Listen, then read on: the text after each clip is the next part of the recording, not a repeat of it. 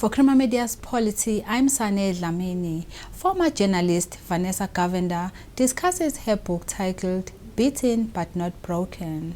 So for those who might not know Vanessa, tell us who you are and what was your life like growing up in Durban? So I'm a 41-year-old mum of 3 children. Yes, 3. I am clearly a sucker for punishment. I'm also an author of a children's book called Selfish Shongololo, which is written under my married name, which is Vanessa Tedder. I used to be a journalist. I started off at the SABC in 1999, and then in 2005 I was headhunted by ETV. And I joined TV News, having started off in radio at the SABC. But yes, I grew up in an area called Mayville in Cato Manor, and we came from quite an impoverished background. You know, we never had much. My parents were virtually uneducated. So my dad started off as a waiter, then a bus driver, then a truck driver. But his philosophy in life was always his girls must have an education. That was non-negotiable.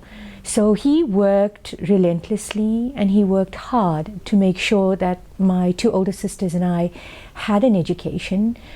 Studying after school was not an option. We had to study. But what we wanted to study was an option. So I went into journalism not quite, you know, knowing if that was what I wanted to do. I loved writing, and that seemed the only thing I could do, you know. And I got very lucky after graduating. I got accepted into the SABC journalism internship program in 1999. So I was up here in Auckland Park for 6 months, and then got transferred to Durban. And it was there that the story that I have written about started. Tell us what prompted you to share this story. I have been living with this for the past 13 years, right? That's how long it's been since I've walked away from this relationship. I may have walked away, I may have left my abusive partner, but the trauma and the pain and the anguish and the shame has never left me. It has followed me wherever I have gone, and it didn't really matter what degrees of success, where I was, what I was achieving, what I was doing, what I was experiencing. The things that happened to me remain entrenched in my heart and my head, and I could not keep the secret anymore. Because for as long as I was keeping the secret, I was complicit in the abuse, I was condoning the abuse, and mostly I was protecting the person who did all these despicable things to me. That is not my responsibility. And I got sick of it, and I got tired of it, and I said, well, no more, no more. And it was in 2015, when I was pregnant with my 2nd child, that I started writing. But it obviously, you know, evoked a lot of darkness, a lot of sadness, a lot of anger, and I stopped writing. For really close onto a year, I stopped writing. I never went back. I wrote about 3 chapters and I never went back. And then when I fell pregnant with my 3rd child, I started again, because this time there was this renewed sense of determination. I have a boy and I have 2 girls. I have an obligation to them, because I never want them to experience the things that I experienced, to have to put up with the things that I put up with. And I certainly do not want my boy ever perpetuating the horrible, despicable things that were done to me. So this book is in large part for them as much as it is for other survivors, other victims, their families, their friends, our community and our country. And Vanessa, tell us about that near-death experience. It really shook me. That happened at the SABC one day, where you even had voices as if they were from your dad. Tell us about that day. That was the very last time that he had struck me. And this was in 2005. I had just started my job at ETV, and we had spent the day together, and we had gone to the SABC, and we were parked off there in the car park, and he was drinking. Up to this day, I do not know what happened. All I know is I woke up face down on the ground. I could taste blood in my mouth. When I looked into the mirror after getting up off the ground, I had seen that my forehead was very swollen. The skin had been ripped off my nose. He told me that I had just fallen to the ground. There's no way that those injuries could have been caused by just falling. I mean, even in that state, the pain that I was in, the uncertainty that I was in, the one thing I knew, that he had done something. I was out for minutes, I was out for seconds, I don't know. But there were all these voices as I was lying on the ground face down, you know, just complete blackness in my head and all these voices. And it was like, you know, just all jumbled, mingled. I couldn't make sense of what any of these voices were saying. I recognized my father's voice though. And my father had been dead for a while, you know, and I think that was what snapped me out of it. I woke up, I picked myself off the ground. He'd been standing all that while smoking a cigarette. Now, you tell me, if somebody has fallen, what is the automatic response and reaction of the person that's present? He would be down on the ground, trying to get me up, trying to help me, but he was standing there smoking a cigarette. I'm convinced he did something to me. And it haunts me and it troubles me because it's my life. And I don't know what happened to me. Yeah. Don't you think that maybe it had to do with you and him being at the SAPC offices that day? Because I noticed when I was reading the book that he didn't like the fact that you would mingle or even have a chat with other men. He was very possessive, and he was not very happy that I had taken the job at ETV. In fact, he had told me that if I did accept the job, he would break up with me. And I did turn down the job initially, and that is until Deborah Patter called me, and I was quite swept away by her. You know, this is the most powerful female journalist in the country, and she's on the other end of the phone, convincing me to take the job, and I did. And he was not happy about that, and he did not break up with me like he threatened to. He stayed with me, and of course it took that final showdown in the SABC car park. I mean, I was out of his sight for most of the day. He didn't know who I was interacting with. If I interacted with men, it would be a huge problem. I'm sure you also would have read about that really awful encounter in his car when a long-time friend of mine, Tabiso Sitole, had called me. Yeah, I mean, that was a very traumatic experience for me because I could not stand up for my friend. He used vile, racist words to describe this man. And that is not who I am, and that is not what I'm about. But I could not say anything. Because if I did, it would have meant that I would have probably been assaulted. And so for fear of my own life, I just sat there quietly and I allowed him to say the nasty, horrible things that he had said. You know now, people get crucified for using words like that. You know, and I sat there quietly. I could not stand up for my friend. And I could not, I could not say anything. I could not stop him. I just had to listen. And in the end, I apologized to him. It was, up till now, that hurts me. It hurts me profoundly. And in the book, you speak about the relationship started when you were around 22, and it was your first relationship. Don't you think that maybe he took advantage of that? I think he did. I'd never had a boyfriend before. He was my first intimate partner. And even the first time that we were intimate, he had told me before that he had also never had sex before. This was also his first time. And I believed that, because I was naive. I was literally wet behind the ears, and I fell for it, and it was only afterwards that I had discovered I was one of very many The infidelities while we were together was actually quite shocking. And I had risked my life every time that I was intimate with him, because I went on the pill.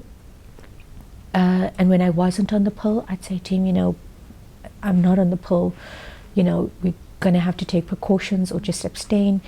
And he wouldn't, So there was also that risk of getting him pregnant. There was complete and utter disregard for me. Emotionally, physically, just no regard or no respect for me as a woman and as a human being. Yes, my body, everything was his for the taking. If and when he felt like it, I just had to submit. So looking back now, after so many years, what were the signs? If you look back, I'm sure you can pick up the signs that he was an abusive person. It just started. We were barely together for a month. We had been dating, and we'd had an argument, and I wasn't responding to his phone calls and his SMSs.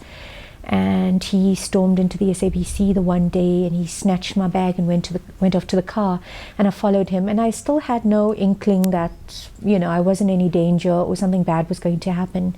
And we were in the car, and he punched me. And this was like a month that we'd been together. I suppose that should have been the sign, But he apologized and he cried, and I ended up saying sorry, because I felt like, oh my goodness, I had triggered this in this man. I had brought this out in him. And I stayed. And it subsequently got worse. And I still stayed. But having said that, I'd broken up with him several times. Every time there was a violent encounter, I'd break up with him. But he'd always come back. He'd always convince me to take him back. And that was the cycle of our relationship. Beat me, apologize, get back together. You also went as far as protecting him even from your family and colleagues. You constantly had to lie to protect him. It must have been horrible. So I would go home from work sometimes, once with my nose had been, he punched me in my nose was bust. He punched me in my forehead, and there was like a cut from the ring that he was wearing that cut me on my forehead. So all these little bruises and all these little scars and injuries, I'd always have pretty good excuses, and at the beginning no one could or would believe that something was horribly wrong, until my sister saw fingerprints around my neck the one day, and I'd forgotten to hide it. And that is how, because they were suspicious, right? They were suspicious, and that confirmed it. And they found out, and they begged me to leave. There was a major family intervention. My father even begged me to leave, and I think that's one of the greatest regrets I'll have, is my father saying to me, please leave this man, because if you ever marry him, there's nothing I can do to help you. And I couldn't. I stayed not because I was in love with him. I stayed because I was afraid.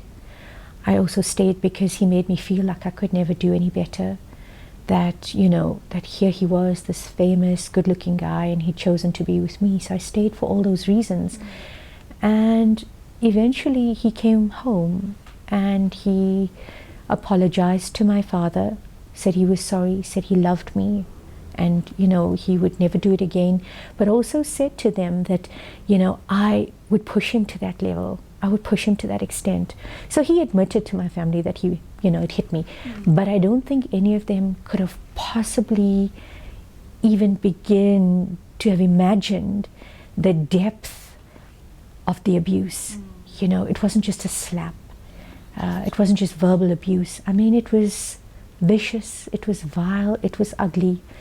So I did protect him, but it wasn't so much protecting him as it was protecting myself, because I did not want to be seen as a victim.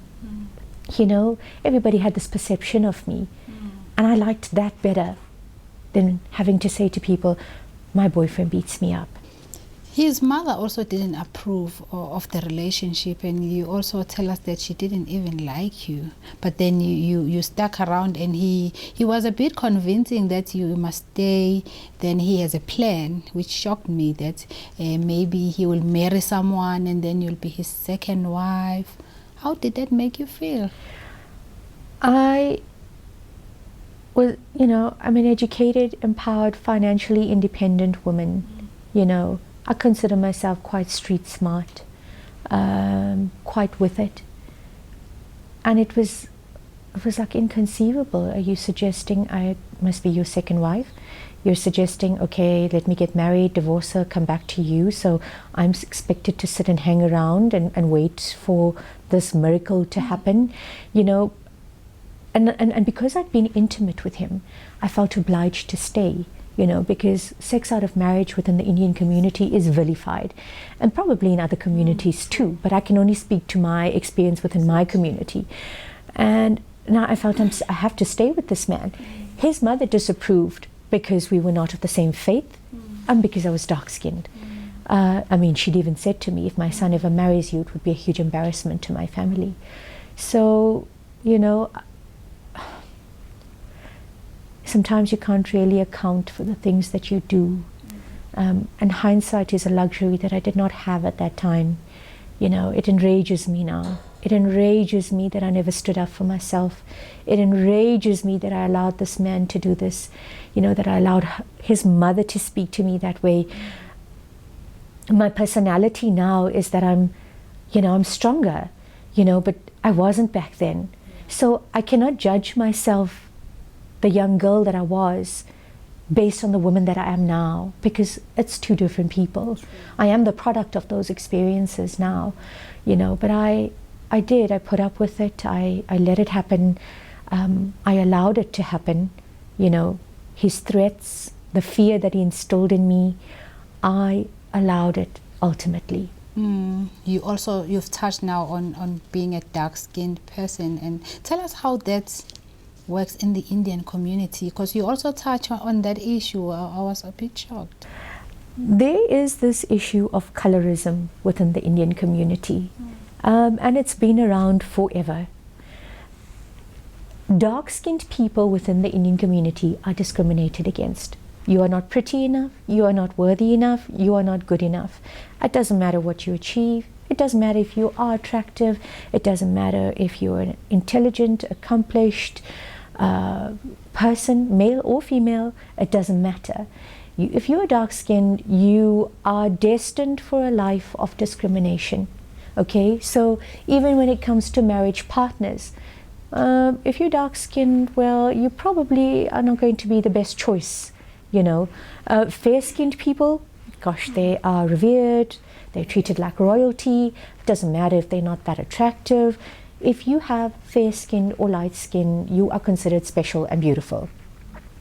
Even newborn babies, you'd get comments like, oh, shame the baby's a bit dark.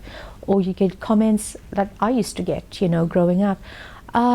Never mind you're dark, you still have nice features. Or even though you're dark, you're pretty. So you end up feeling quite ugly. You hate the skin that you're in. And I grew up during apartheid, and I never understood the discrimination of apartheid. I never understood that because of the color of my skin, I couldn't go here, I couldn't sit there, I couldn't do this, or I couldn't mingle with these sort of people or whatever. I never understood that.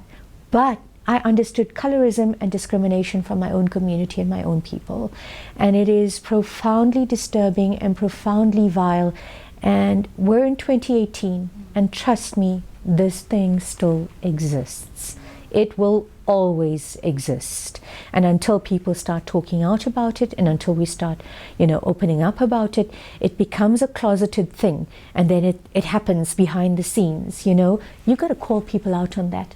Whether it's your family or whether it's your friends, you've got to call people out on that. This thing of calling somebody blackie, you ugly black thing, you black dog. What is that? Because that has to be taught at home. Children do not know this unless their family and parents speak that way at home. Your value and your worth should not be determined by how dark or how brown your skin is. You're more than that. Can you now talk to women out there who could be in some abusive relationships? Yeah, you know, I think the one thing we must understand from the very onset, though, is that the dynamics of abusive relationships are very different. Okay, some women are financially dependent on their partners. I wasn't, but I still stayed. Some women have children, you know. So there's all these contributing factors that keep women stuck where they are. And more than that, it's the fact that these men chisel away at your self-confidence, your self-worth, your self-esteem. They break you down. It's not just the physical abuse. They break you down emotionally and mentally. So much so that you cannot function without the person that actually inflicts the trauma on you, right? So this is what I'd want to say. I do not have the solution. I am not the solution. My story is but one of thousands. But there came a point where I realized I was allowing him to do this to me. I thought I did not have choices for a very long time, you know, because he said, if you ever leave me, you'll regret it. You will never have a relationship with somebody else. And I believed it. I bought into it. I believed it. I gave his words power. I gave him power, you know, by believing and buying into his threats. You have a choice. You always have a choice. And we underestimate the fact that we have this choice. We underestimate our power because we've allowed these people to beat us up mentally and emotionally and physically. You have a choice. Speak out to anybody and everybody who will listen. The best place to hide is in the light. That is the advice Deborah Patter gave me. And I am finding out now what an incredibly beautiful revelation that has been. What a beautiful piece of advice that has been. Hide in the light. Because for as long as you're silent, this is going to carry on. For as long as you're silent, you're condoning this behavior. You're accepting it. You don't have to. The shame is not yours. The shame is never yours. And fear, let me tell you this. The only people that must now live in fear are the men who do this. Fear of being found out and fear of being exposed for the absolute despicable monsters that they are.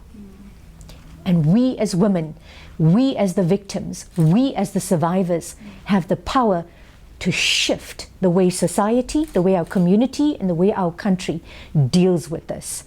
Get involved. Family, friends, work colleagues, if you suspect, if you know, you cannot say, it's not my business, it's not my problem. It is your business, it is your problem. You have a moral and social obligation to get involved. Challenge these men. Challenge these men. Men challenge these men.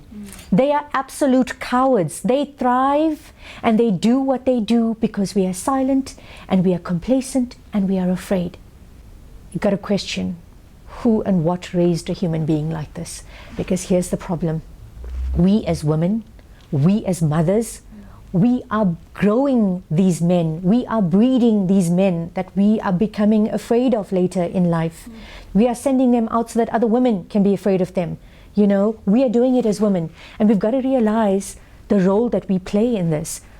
What are we teaching our sons? If I ever found out that my son was abusive, God help him, actually. God help him. We cannot protect them, whether they are sons, whether they are brothers, whether they are fathers, whether they are lovers, whether they are work colleagues. We cannot protect them because we are actually inadvertently giving them this power to do this. I know you are happily married now. Tell us about the support you are getting from your family. My husband has been very instrumental in me even writing this book. He encouraged me to write from the word get-go. When the invite to pitch the publication from Jacana, when that invite came, I actually turned it down. I mean, I got, you know, I was afraid. And I sent them an email and I said, thank you, but I am not interested and I can't make it. I had an 8-week-old baby as well. And I told my husband when he got home from work that evening, no, these guys sent me a message and they wanted me to come to Joburg to pitch my book. And I said, no. And he was like, what are you thinking? Why did you say no? And I said, no, I can't do it. I'm not, I've got the baby and I'm not going to stand in front of strangers and talk about this. And he said to me, no, you will send them another email and you'll tell them you've had a rethink and you want to come, and that's that.